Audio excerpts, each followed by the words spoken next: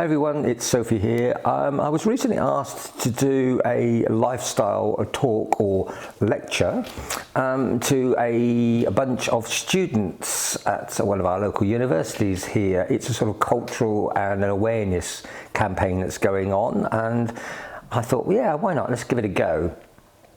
And it went very well, I thought, a very attentive audience. But then one particular young lady asked me a question that really sort of stumped me for about 10 seconds. And that 10 seconds, I think, probably felt like a lifetime. But it's a very simple question. It's one I want to ask you, really. And it went something like, in the 21st century, do you consider cross-dressing still to be a taboo? Now, after what, as I said, appeared to be a lifetime, I kind of come with the reply of yes, I still consider it to be a taboo, or the general public's opinion of it to be a taboo. And now the response I got back from the audience was quite interesting, because what I have to bear in mind is the audience average age was probably, I don't know, 22 at the most, maybe 21, I don't know. But they were all saying, oh, how can it be a taboo? You know, I wear makeup down the streets, and these were the guys talking, by the way. I wear makeup and I don't care about what I wear, and I don't consider it to be a taboo. And I thought, oh dear, have I dug myself into a bit of a hole here by just being outlandish and saying, yes, I do. And then I turned to a couple of the lecturers that were still there as part of the audience, and I said to one woman there, excuse me, but do you mind if I asked you, if you were to find out that your husband or your boyfriend cross-dressed, what would your reaction be? And it was not a surprising reaction. I wouldn't be happy. I would be a bit embarrassed. I think my friends would probably rib me. I'm not too sure. I would probably ask my husband if he was gay. I would probably say to him, why did he ask? Well, you know, why didn't he tell me? Is there anything else that he's been lying to me about? And these are all the typical sort of replies and answers that I've come across over the years. So I think what I was trying to demonstrate, and I don't know whether I did it well, was that the modern era or the modern generation have a different perspective. For us of a certain age, and myself, you know, I was born in the 60s, and a lot of my friends and a lot of people I deal with through our dressing service are generally about the same sort of age, between sort of 40 and 60, and we still live in this guilt-driven environment whereby if we were to tell people, what would the end result be? And to be honest, I've heard of various outcomes. Some people, when they've been caught and they've told their partner, their partners are very understanding, and others unfortunately are not, and it's resulted in quite a lot of divorces, and some of those were very, very messy. So I think that very simple question of, in the 21st century, do I still consider cross-dressing to be a taboo, is very much perspective driven, or your answer to it is very much perspective driven. If you are younger generation, I don't think it really matters amongst your own peers.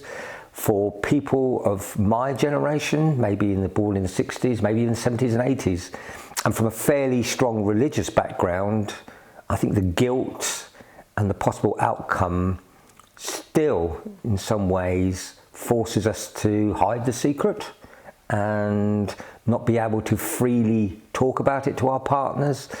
And I still think it's quite interesting, even today, when I go out to a lot of public events, and every now and again I'm always asked the standard question of, why do you cross-dress? You know, what's the drives? You know, what are you looking for?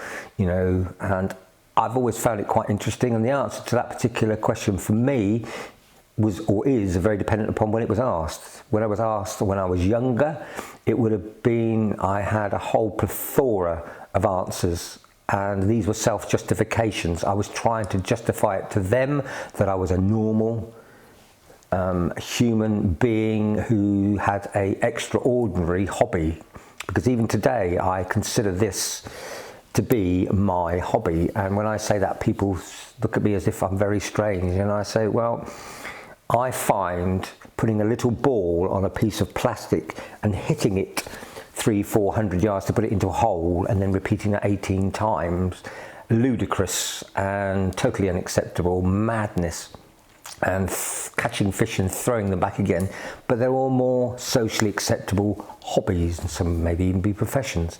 But me putting on a dress or doing makeup is considered in some ways to be not normal.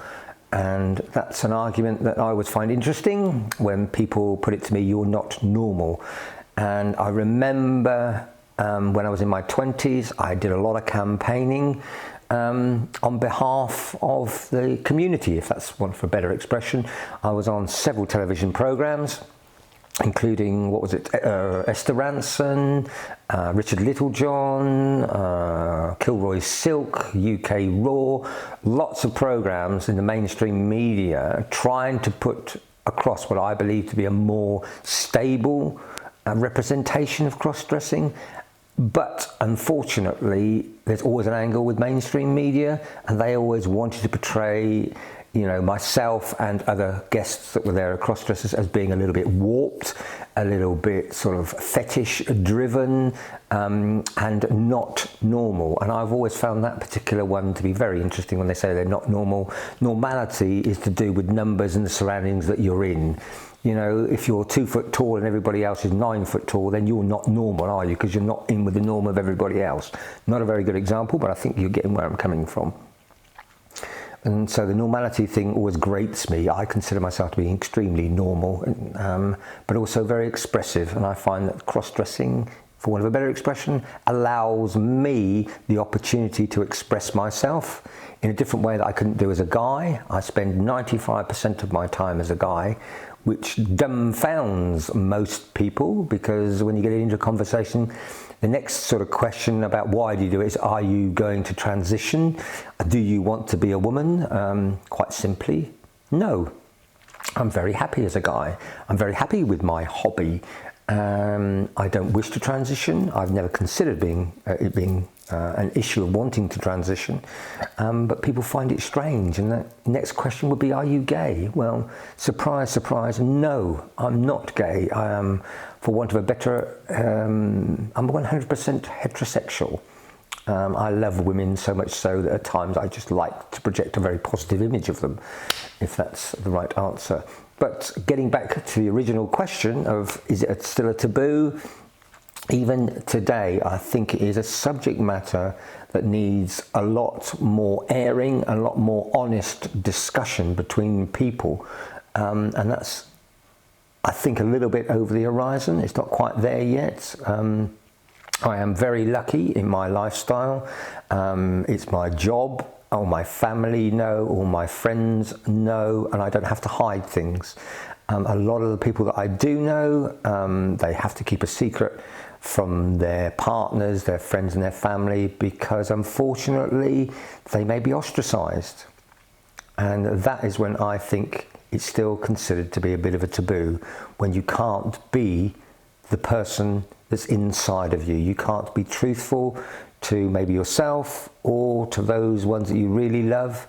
And what I did find very interesting recently, I had a discussion with a friend who'd just come out to his wife, who reacted initially quite badly, felt very offended, and basically asked all the usual questions of, are you gay? You know, what else have you been lying to me about? How long is this going on?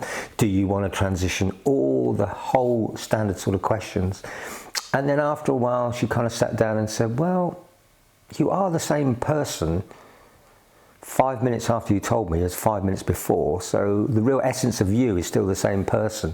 And I think it's interesting that from my personal perspective, I understand all the reasons and the logic as to why I want to dress. It did take me quite some time to understand the perception from possibly a partner, and maybe even from society. And from the partner's perspective, the interesting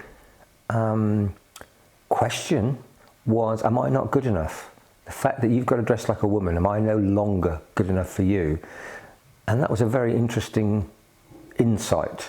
And I also thought it was quite interesting when it was said that, how would you feel if you come home from work and your wife or your girlfriend turned around and said, you know what, darling, tonight I'm going to wear a false beard, smoke a pipe, put on your hobnail boots and your boiler suit. Do you fancy coming down the pub with me?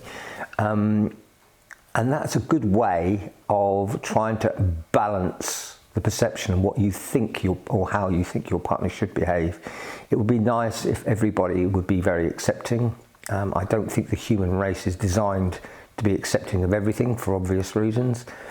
So I thought that one question of, in the 21st century, do I consider cross-dressing to be a taboo? A very, very good question, because society's moved on without doubt in terms of lifestyles, but I still think it's still a very difficult thing for a lot of people to get their heads around, and I don't think we have any senior statesmen, if that's the right thing to say. The gay community has had some fantastic people pushing the concepts forward and normalising and rationalising and fighting for the cause. We don't have many people out there that represent a typical cross-dresser and the normality of it all. The only one that jumps immediately to me is, excuse me, that's my phone going in the background there, is Eddie Izzard. And he is a reasonably good and strong character who's very proud of his roots and his style of life. And I think come a day, hopefully in the near future, when we can all do that without suffering any consequences, would be fantastic. So I thought I wanted to share that little moment with you, because every now and again it's nice to sort of sit back and think these things through. So thanks very much for being there. I would really love to hear your comments about what do you think cross-dressing is these days. Is it still a taboo, or do you think we're making progress? Put the comments down below and let's share them, and let's try and share the message and help each other out. So thank you very much for listening in, and have a great day.